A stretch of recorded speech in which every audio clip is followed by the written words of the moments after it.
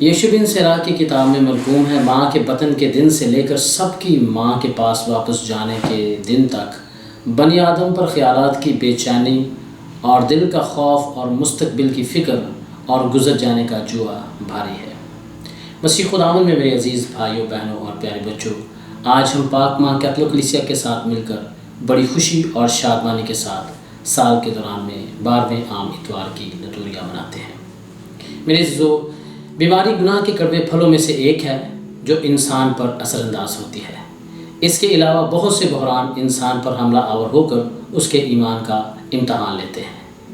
مثلا قدرتی آفات، سامان کی چوری، خاندانی تنازعات، ہر قسم کی آزمائش، اعزار ثانیہ، ان چیزوں کا بار بار ذکر کرنے کا مقصد یہی ہے کہ کلیسیا ہمیں ناگہاں مسائل اور دکھ سے نبرد آزما ہونے کے لیے تیار کرتی ہے۔ آزمائش، مشکلات اور تکالیف طوفان کی طرح انسانی فطرت میں شامل ہے، لیکن ہماری آزمائشیں ہمیں پھر سے زندہ کرنے آتی ہیں۔ وقتی طور پر آنے والے دکھوں اور ابدی خوشی کا کوئی جوڑ نہیں، اور ہمارے دکھ ہی ہمیں اس خوشی تک لے آتے ہیں۔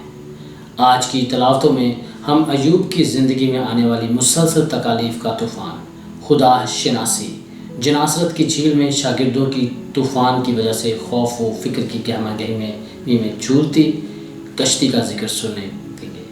انسان اپنوں کے طنز و مزاح اور تکالیف میں خوف اور بے چینی محسوس کرتا ہے، اور بعض اوقات ہم اپنی سوچ کے تعین اور ایمان کے تناسب میں کم اعتقادی کا مظاہرہ کرتے ہیں۔ ہم میں سے بیشتر کا یہی رویہ اور شکایت ہوتی ہے کہ مصیبت کے وقت ہم خدا پر ایمان نہیں رکھتے، اس کی محبت کو پس پشت ڈال دیتے ہیں، شکوک و شبہات میں مبتلا ہو جاتے ہیں۔ ہماری دعاؤں کے جواب میں وہ اس قدر خاموشی اختیار کر لیتا ہے کہ ہمیں شک ہونے لگتا ہے کہ جیسے وہ ہماری دعاؤں کو سن ہی نہیں رہا۔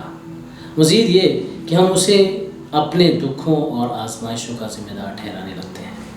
آئیے اپنی زندگیوں پر نظر دوڑائیں اور پرکھ کریں کہ تکالیف، مصائب اور زندگی کے طوفانوں میں ڈوبتی ہوئی ہماری زندگی کی کشتی میں خدا پر ہمارے ایمان کا تناسب کتنا ہے۔ اس کے قادر مطلق ہونے، زمین و آسمان پر اس کے بعد اختیار ہونے پر اعتقاد رکھیں، اس کے ساتھ شخصی رشتے میں مضبوط ہوں تاکہ ہمیں ہمیشہ اس کے ساتھ ہونے کا احساس ہو۔ آج کی پہلی تلاوت پر جب غور و خوض کرتے ہیں تو ہم دیکھتے ہیں کہ آج کی یہ پہلی تلاوت جو کہ ایوب نبی کی کتاب میں سے لی گئی ہے، ایوب کی کتاب کا شمار پرانے عہد نامے کے تیسرے حصے یعنی حکمت کی کتابوں میں سے ہوتا ہے۔ اسفار حکمت ہمیں خدا کی حکمت پر غور کرنے اور خدا کے احکامات کے مطابق اپنی زندگی گزارنے کا پیغام دیتی ہے۔ اس کتاب میں ایک راست باز شخص ایوب کا ذکر سنتے ہیں۔ زندگی کے تلخ واقعات اور مصیبت میں اس کا مردانہ وار مقابلہ کر کے جواب دیا کہ وہ صبر و استقامت کا مینار ہے اور اس کے صبر کی کوئی مثال نہیں ملتی۔ یہ کتاب ہمیں یاد دلاتی ہے کہ اس جہان میں دکھ سہنا راست بازوں کی زندگی کا حصہ ہے۔ دکھوں کے ذریعے ان کی وفاداری آزمائی جاتی ہے، بس جو آزمائش کے ایام میں خدا پر بھروسہ رکھتے ہیں وہ کبھی بھی نا امید نہیں ہوتے۔ آج کی دوسری تلاوت مقدس پولس رسول کے دوسرے خط جو اس نے کرنتھیوں کے نام لکھا اس میں سے لی گئی ہے، اور اس میں مقدس پولس رسول فرماتے ہیں کہ جو کوئی مسیح میں ہے وہ نئی مخلوق ہے۔ چاہیے کہ ہم اپنے لیے نہ جئیں بلکہ مسیح کی محبت کی خاطر جئیں، اس کی محبت کے گواہ بنیں اور اس میں نئی مخلوق بنیں تاکہ وہ ہم میں رہے اور ہم اس میں رہیں۔ مقدس مرکز کی انجیل میں سے لیا گیا آج کا تیسرا اقتباس ہمیں یہ سکھاتا ہے کہ ہم کس طرح مسیح پر کامل اعتقاد رکھ سکتے ہیں۔ مقدس مرکز جو کہ مقدس پطرس رسول کا شاگرد تھا، اس کی انجیل سب سے چھوٹی مگر سب سے پہلے 45 خیسین سے 70 خیسین کے درمیان روم میں تحریر کی گئی۔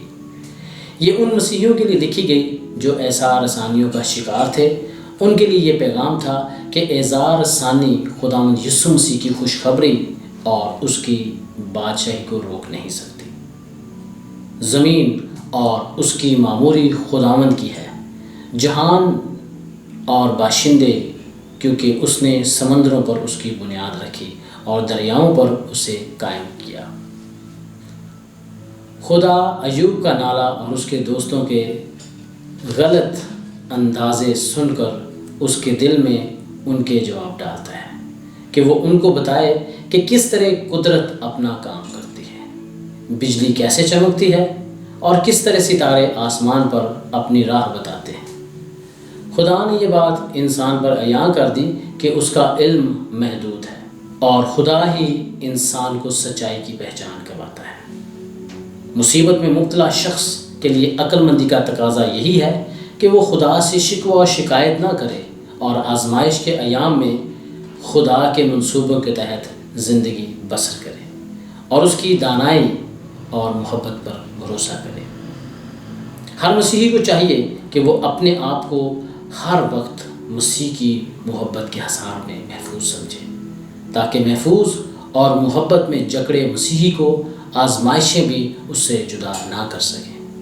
اگر مسیح ہوا اور پھر جی اٹھا تو ہمارے لیے قدرتی امر ہے کہ ہم بھی اس کی خاطر مریں، دکھ اٹھائیں، اور اس امر میں ہماری آزمائشیں ہماری معاونت کریں گی۔ خدا قادر مطلق ہے، وہ ہر چیز پر قادر ہے۔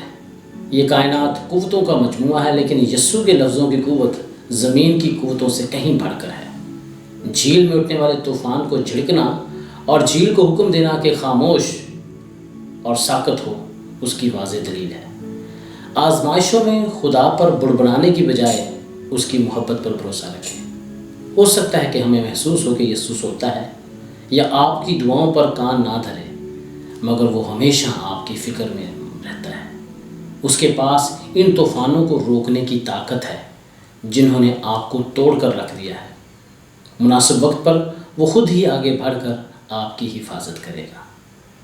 آج کی تلاوتیں ہماری مدد کرتی ہیں کہ انسانی زندگی میں نشیب و فراز تو ہوگا، وقت ایک جیسا نہیں رہتا، لیکن جو لوگ خدا کی قوت سے آگے بڑھنے کی کوشش میں ہیں، خدا انہیں بچاتا ہے اور منزل تک لے جاتا ہے۔ یسوع کے رسول اس کو ایسے لمحات میں آواز دیتے ہیں جب ان کی اپنی سوچ اور انسانی قوتیں ماند پڑتی ہیں، تو یسوع کو جگا کر صورتحال سے آگاہ کرتے ہیں۔ یسوع کو ان کی حالت پر دیکھ کر رحم آیا اور ایک دم سمندر کو حکم دیا، خاموش ساکت ہو، تو ہوا بند ہو گئی اور بڑا امن ہو گیا۔ بچے یسوع کی مقدسہ ٹریزا بتاتے ہیں بہت کم لوگ ہیں جو یسوع کو اپنی چھوٹی کشتی میں سوار ہونے دیتے ہیں۔ جب خدا کے عجائبات انہیں حاصل نہ ہو سکے تو بہت جلد فکر مند ہو جاتے ہیں۔ اس دنیا میں رہتے ہوئے ہم ہر طوفان کا مقابلہ کرنے کے لیے تیار رہیں۔ مقدس برنارڈ کہتے ہیں کہ ہم آسمانی ستارے کو دیکھیں اور مقدسہ مریم کو پکاریں۔ مقدسہ مریم جو کہ سمندر کا ستارہ ہے، وہی ہماری خوشی اور ہماری امید ہے۔ آج ہمارے لیے یہی خاص پیغام ہے کہ ہم اپنی زندگی میں خدا پر پورا بھروسہ رکھیں اور یسوع کی محبت میں سرشار رہیں اور خوشی کے ساتھ اپنی زندگی کے سفر میں اس کی حضوری میں آگے بڑھتے جائیں۔ خداوند ہم سب کو ایسا کرنے کی توفیق عطا کرے، آمین۔